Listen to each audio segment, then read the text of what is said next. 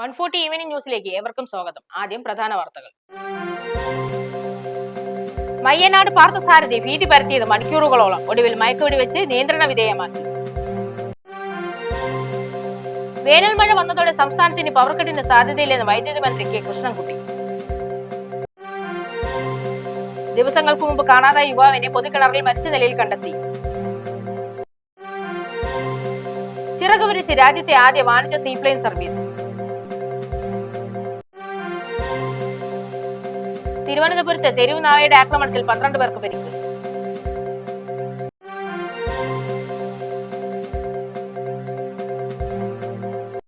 എറണാകുളം അങ്കമാലിക്കടുത്തുള്ള കിടങ്ങൂരിൽ വിരണ്ടോടി ആനയെ മണിക്കൂറുകളോളം പ്രദേശവാസികളെ ഭീതിയിലാഴ്ത്തിയ ശേഷം കീഴടക്കി. കൊല്ലത്തു നിന്നും എത്തിച്ച മയ്യനാട് പാർത്ഥസാരഥി എന്ന ആനയാണ് ഇടഞ്ഞത്. ആനയെ നിയന്ത്രിക്കാൻ സാധിക്കാതെ വന്നതോടെ തൃശൂരിൽ നിന്നുള്ള എലിഫന്റ് സ്ക്വാഡ് സ്ഥലത്തെത്തി ഒടുവിൽ മയക്കുവെടി വെച്ച് വീഴ്ത്തുകയായിരുന്നു. ആനയുടെ ആക്രമണത്തിൽ ലോറി ഡ്രൈവർ കൊല്ലപ്പെടുകയും രണ്ടാം പാപ്പാന് ഗുരുതരമായി പരിക്കേൽക്കുകയും ചെയ്തു. ആനയുടെ കൊമ്പിന്റെ പരിക്ക് ഫോട്ടോ എടുത്ത് ഉടമയ്ക്ക് അയക്കാൻ തുടങ്ങുമ്പോഴാണ് ലോറി ഡ്രൈവർ വിഷ്ണുവിനെ ആക്രമിച്ചതെന്ന് ഒപ്പമുണ്ടായിരുന്നവർ പറയുന്നു. ആനയെ കൊണ്ടുവന്ന ലോറിയുടെ ഡ്രൈവർ വിഷ്ണുവാണ് ആനയുടെ ചവിട്ടേറ്റ് മരിച്ചത്. അതേസമയം പരിക്കേറ്റ് അങ്കമാലിയിലെ സ്വകാര്യ ആശുപത്രിയിൽ എത്തിച്ച രണ്ടാം പാപ്പാൻ പ്രദീപിനെ ഐസിയുവിലേക്ക് മാറ്റി.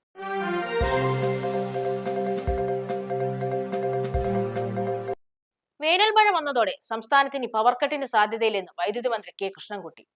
ലോഡ് ഷെഡിംഗ് പൂർണ്ണമായി കുറഞ്ഞു. ഓവർലോഡ് ആകുമ്പോൾ സ്വാഭാവിക നിയന്ത്രണമാണ് ഉണ്ടായിരുന്നത്. ഇന്നലെ നിയന്ത്രണം ഉണ്ടായിരുന്നില്ല. വൈദ്യുതി പ്രതിസന്ധി ഇനി ഉണ്ടാവില്ല എന്നാണ് പ്രതീക്ഷയെന്നും മന്ത്രി കെ കൃഷ്ണൻകുട്ടി പറഞ്ഞു.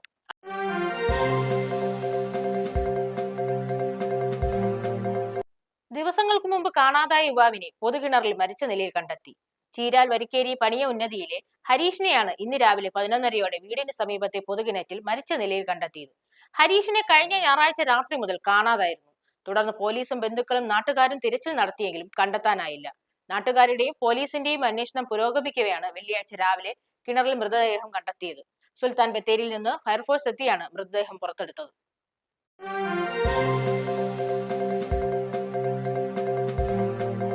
ചിറക് വിരിച്ച് രാജ്യത്തെ ആദ്യ വാണിജ്യ സീപ്ലെയിൻ സർവീസ്. ഉൾനാടൻ മേഖലകളെയും പ്രധാന ടൂറിസം കേന്ദ്രങ്ങളെയും വ്യോമമാർഗം പരസ്പരം ബന്ധിക്കുക എന്ന ലക്ഷ്യത്തോടെ ഈ പദ്ധതി നടപ്പിലാക്കുന്നത്. പദ്ധതിയുടെ ആദ്യഘട്ടം ലക്ഷദ്വീപിലാണ് ആരംഭിക്കുന്നത്.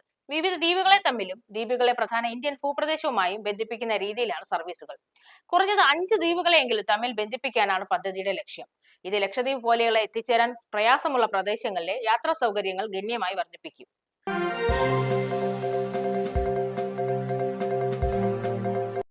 തിരുവനന്തപുരത്ത് തെരുവുനായ ആക്രമണത്തിൽ 12 പേർക്ക് പരിക്ക്.